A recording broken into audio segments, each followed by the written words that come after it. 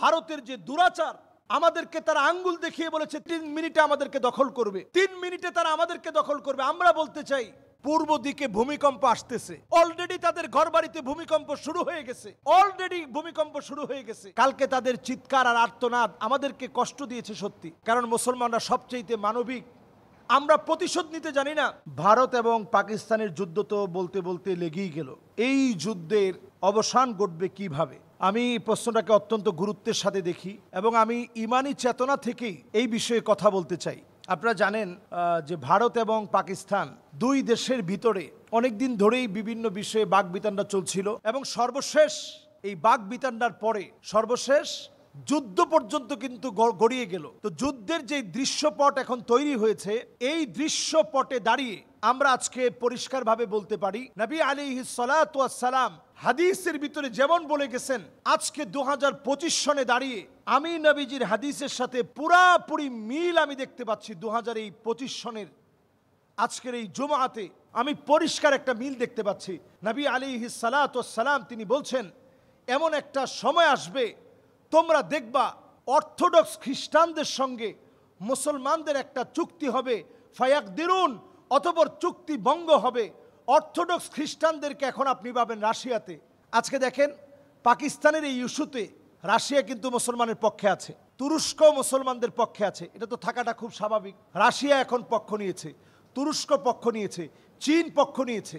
ভারত এখন এমন একটা একাকিত্ব ফিল করছে, এটা আসলে আমাদের পার্শ্ববর্তী ভারতের জন্য সব সময়ের দৃশ্যপট এটাই। ভারত কোনো যুদ্ধ করে আজ পর্যন্ত বিজয় অর্জন করতে পারেনি। ভারতের পুরো হিস্ট্রি আপনি ঘেটে দেখেন, আজ অবধি ভারত কোনো যুদ্ধে বিজয় অর্জন করতে পারেনি। পাকিস্তানের সাথে যুদ্ধ করে বিজয় অর্জন করতে পারেনি, চীনের সাথে যুদ্ধ করে বিজয় অর্জন করতে পারেনি। এবং সামনের দিনের এটা এত ভয়াবহ হবে, এই বিজয় আল্লাহ রাব্বুল আলামিন চূড়ান্তভাবে মুসলমানদেরকে দান করে দিবেন। সুবহানাল্লাহ বিহামদি, ইনশাআল্লাহ। এই বিজয়ের জন্য আমাদের মুসলমানদেরকে এখনই জাগতে হবে। মুসলমানদেরকে এখনই সময়, অন্তত আপনি বাতিলের সাথে তাল না মিলিয়ে বরং মুসলমানদের পক্ষ হয়ে কথা বলুন। পাকিস্তানের জন্য এই বিষয়টি আমি শুভ সংবাদ দিতে চাই। পাকিস্তান যে হিম্মত নিয়েছে, বাতিলের প্রতিবাদে প্রতিরোধ গড়ে তুলেছে, এটি আমাদের জন্য অন্তত স্পিরিটকে জাগ্রত করে। তারা যেভাবে বাতিলের প্রতিবাদে দাঁড়িয়েছে, আমরা তো বলতে পারি পাকিস্তানের এই সময়ের এই বিষয়কে কেন্দ্র করে আল্লাহ তাআলা মুসলিম উম্মাহকে ঐক্যবদ্ধ হওয়ার আরেকটা সুযোগ দিবে। এই যে মুসলিম উম্মাহকে ঐক্যের একটা ডাকের একটা সুযোগ কিন্তু আসছে। আজকে দেখেন তুরস্ক কিন্তু পাশে দাঁড়িয়েছে।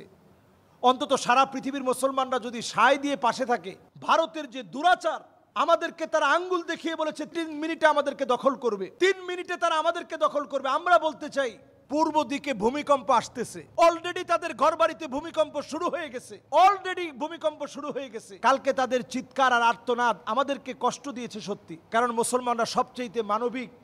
আমরা প্রতিশোধ নিতে জানি না, লা তাসরিবা আলাইকুমুল ইয়াউম, কিন্তু আমরা শুনিয়ে দিতে চাই বাবরি মসজিদকে যারা আঘাত করেছে, জ্ঞানব্যাপী মসজিদকে যারা আঘাত করেছে, মুসলমানদের হিজাবকে যারা টেনে খুলে ফেলেছে, আল্লাহ তাআলা ঠিকই উত্তম পরিকল্পনাকারী। ওয়া মাকারু ওয়া মাকারুল্লাহ ওয়াল্লাহু খায়রুল মাকিরিন। আল্লাহ তাআলা ওয়া মাকারু ওয়া মাকারাল্লাহ ওয়াল্লাহু খায়রুল মাকিরিন। আল্লাহ তাআলা উত্তম পরিকল্পনাকারী। আল্লাহর ফয়সালা বড় কঠিন, আল্লাহর ফয়সালা বড় ভয়াবহ, আল্লাহর ফয়সালার হাত থেকে কেউ বাঁচতে পারে না।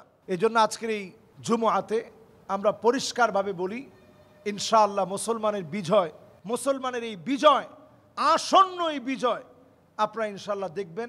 অচিরেই মুসলমানরা বিজয় অর্জন করবে। আপনারা অবশ্যই হিম্মত রাখবেন। আল্লাহ তাআলা কোনো সংখ্যা দিয়ে, অস্ত্রের জঞ্জনানি দিয়ে মুসলমানদেরকে বিজয় দেননি, ইমানি হিম্মতের কারণে বিজয় দিয়েছেন। ইনশাআল্লাহ পাকিস্তানের বিজয়, এই বিজয়ে যখন পাকিস্তান বিজয়ের দ্বার প্রান্তে যাবে, তখন ভারত আমাদের উপরে প্রতিশোধ নেওয়া শুরু করবে। এজন্য আমরা বসে থাকার সময় নেই। আমাদের উপরে তারা প্রতিশোধের হাত বাড়াবে, তারা প্রতিশোধ নিবে এই অর্থে, ওই মুসলমানদের সঙ্গে পারি নাই, এখন বাংলাদেশের উপরে প্রতিশোধ নিব। আমরা যদি এখনো সজাগ না হই, আগামী দিন আমাদের ভয়াবহ অবস্থা আসবে। আল্লাহ তাআলা আমাদেরকে বোঝার তৌফিক দান করুক। আসসালামু আলাইকুম ওয়া রাহমাতুল্লাহি ওয়া বারাকাতুহু।